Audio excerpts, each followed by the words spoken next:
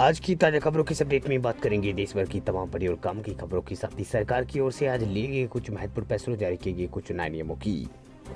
तो बुलेटिन शुरुआत करते हैं पहली बड़ी खबर से। तो पहली बड़ी खबर देखिए, ओटीटी को लेकर बड़ी खबर देखिए। अब अश्लील कंटेंट पर सख्त हुई है सरकार, अब चल सकती है सेंसर बोर्ड की कैची। सरकार जो है सेंसरशिप ना होने के चलते जो है यहाँ पर ओटीटी को लेकर जो है यहाँ पर सरकार जो है गंभीर नजर आ रही है। दरअसल ओटीटी पर सेंसरशिप ना होने के चलते मेकर्स यहाँ पर हर तरह की कहानी को अपने मन से दिखा रहे हैं, लेकिन अब सरकार उन्हें जो है इस आज़ादी का दुरुपयोग करने से सरकार ने यहाँ पर चेताया है। दरअसल सरकार ने ओटीटी और डिजिटल माध्यमों पर आर्ट जो यहाँ पर जो आपत्तिजनक कंटेंट उसको लेकर सख्ती बरतते हुए नई गाइडलाइंस जारी की है। तो बहुचर्चित फिल्म जो है स्पाइडरमैन का एक डायलॉग है कि great power comes with the great responsibility, यानी बड़ी ताकत हमेशा बड़ी जिम्मेदारी के साथ आती है। यह बात सरकार बिना किसी सेंसरशिप के क्रिएटिविटी को पंख फैलाकर मनमर्जी से कहानी सुना रहे हैं। ओटीटी प्लेटफॉर्म को समझने की राह यहाँ पर समझना सरकार चाह रही है। दशहरा में जो है पॉडकास्टर जो है रणवीर अलाहाबादिया, उनके आपत्ति से टिप्पणी को लेकर उठे सवाल के बाद सरकार एक बार फिर से ओटीटी और सोशल मीडिया कंटेंट को लेकर सख्त हो गई है। सूचना और प्रसारण मंत्रालय ने हाल में नई गाइडलाइन जारी करते हुए ओटीटी प्लेटफॉर्म को आईटी एक्ट और भारतीय कानूनों के पालन करते हुए कंटेंट देखने के जो है यहाँ पर मतलब दिखाने के निर्देश यहाँ पर दिए। अच्छी बात यह है कि इंडस्ट्री वाले भी इस बात पर सहमत दिख रहे हैं कि कंटेंट के मामले में एक सीमा रेखा यहाँ पर होनी ही चाहिए। वही सरकार का कहना है कि पिछले कुछ समय से ओटीटी प्लेटफॉर्म पर आपत्तिजनक अश्लील कंटेंट को लेकर लगातार शिकायतें मिल रही है। ऐसा इसलिए क्योंकि यहाँ पर मिनिस्ट्री जो है उसने नई गाइडलाइन जारी की। उसके तहत स्ट्रीमिंग प्लेटफॉर्म को अश्लील, पोर्नोग्राफिक और गैर कानूनी कंटेंट से बचना होगा। साथ ही कंटेंट की आयु निर्धारित करनी होगी। वही महिलाओं के अभद्र चित्रण अधिनियम 1986 को यौन अपराधों से बच्चों की सुरक्षा और अधिनियम पोक्सो जो एक्ट है उसके आईटी एक्ट की कड़ाई से पालना करने के लिए कहा। यही नहीं, ओटीटी की एक सेल्फ रेगुलेटरी बोर्ड बनाने की भी बात यहाँ पर कही है।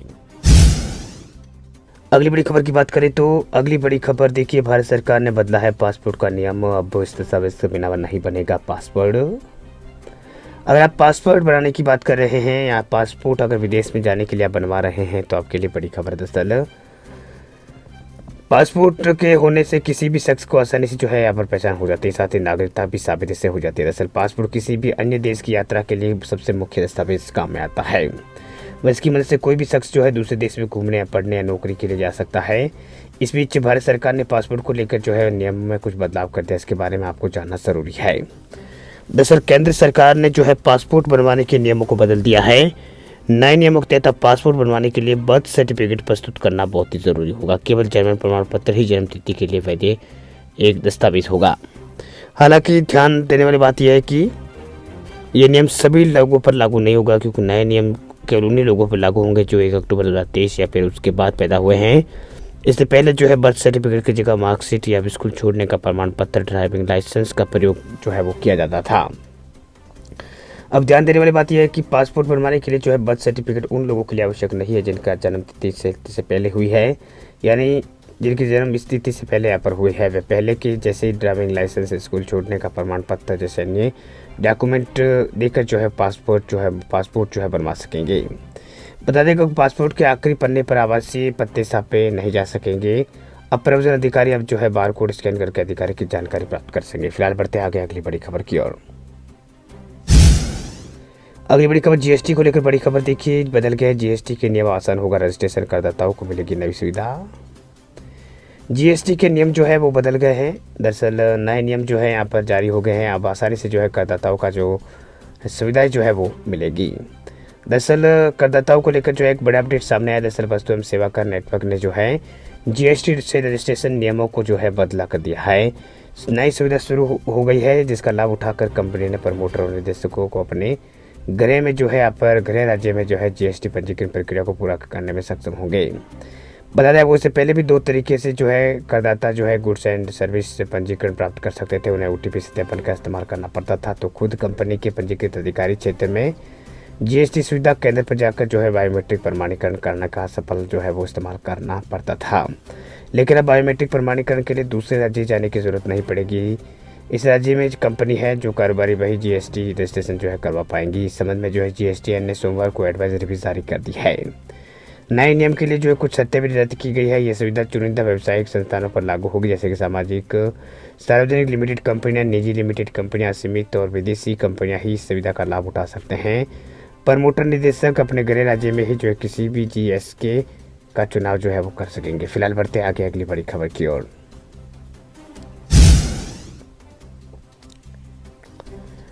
अगली बड़ी खबर की बात करें तो अगली बड़ी खबर गुजरात से देखिए। गुजरात में कक्षा 1 से लगाकर कक्षा 1 और 2 में भर्ती के लिए नए नियमों का हो गया ऐलान। राज्य सरकार ने किया है बड़ा ऐलान। गुजरात की भूपेंद्र पटेल सरकार की तरफ से स्कूली शिक्षा प्रक्रिया को लेकर बड़ा बदलाव किया गया। दरअसल गुजरात सरकार ने कक्षा 1 और कक्षा 2 में छात्रों की भर्ती के लिए नए नियम की घोषणा कर दी है। सामान्य प्रशासन विभाग की तरफ से नए नियम जारी कर दिए गए हैं। आदेश भी जारी हो गए हैं। नए नियमों के अनुसार स्कूलों में जो एंट्रेंस एग्ज़ाम गुजराती और इंग्लिश भाषा में आयोजित किए जा सकेंगे। बता दें आपको कक्षा 1 से 2 की भर्ती के लिए लंबे समय से नियम बन रहे हैं। नए नियम के अनुसार जो है स्कूल के अंदर जो है एंट्रेंस एग्ज़ाम को जो है प्रीलिम्स और मेंस के रूप में आयोजित किया जाएगा। मेंस में बैठने के लिए प्रीलिम्स एग्ज़ाम को पास करना अनिवार्य है। प्रीलिम्स से ऑब्जेक्टिव टाइप के सवाल इसमें पूछे जाएंगे, जिसमें छात्रों को उत्तर देना होगा, और मेंस एग्ज़ाम के साथ छोटे छोटे छात्रों को पर्सनल टेस्ट भी जो है उनके यहाँ पर होगी। तो ये कुछ अपडेट्स जानकारी जो है गुजरात से निकल के सामने आ रही है। वही जीपीएससी जो है भर्ती परीक्षा को पहले भी सिलेबस की घोषणा करेगा। वही उम्मीदवारों की वरीयता क्रम सहित नियमों का विवरण देते हुए एक राजपत्र जो है जारी किया जाएगा। इस प्रीलिम एग्जाम में जो है पेपर 400 अंकों के होते थे, अब उसे घटाकर 200 अंक कर दिया गया है। वही मेंस एग्जाम में गुजराती, अंग्रेजी, निबंध और जनरल स्टडी के 3 पेपर होंगे, जिनमें प्रत्येक 150 का अंकों का होगा। सभी पेपर 250 अंक दे गए। पास होने के लिए गुजराती और अंग्रेजी के पेपर पर्याप्त यहाँ पर हैं। वीडियो आपको अच्छा लगे आप लाइक करें, और हमारे चैनल पे आप पहली बार आप आए हैं तो आप ज़रूर से सब्सक्राइब करें। साथ में बेल आइकन जो है घंटी का निशान, उससे भी एक बार आप ज़रूर दबा दें, ताकि खबरें जो है आपको इसी तरह की रोज़ाना मिलती रहे। वीडियो पूरा देखने के लिए आपका बहुत बहुत धन्यवाद। हम मिलते हैं आपको नेक्स्ट किसी अगले अपडेट में। तब तक के लिए आप अपना रखिए ख्याल। जय हिंद।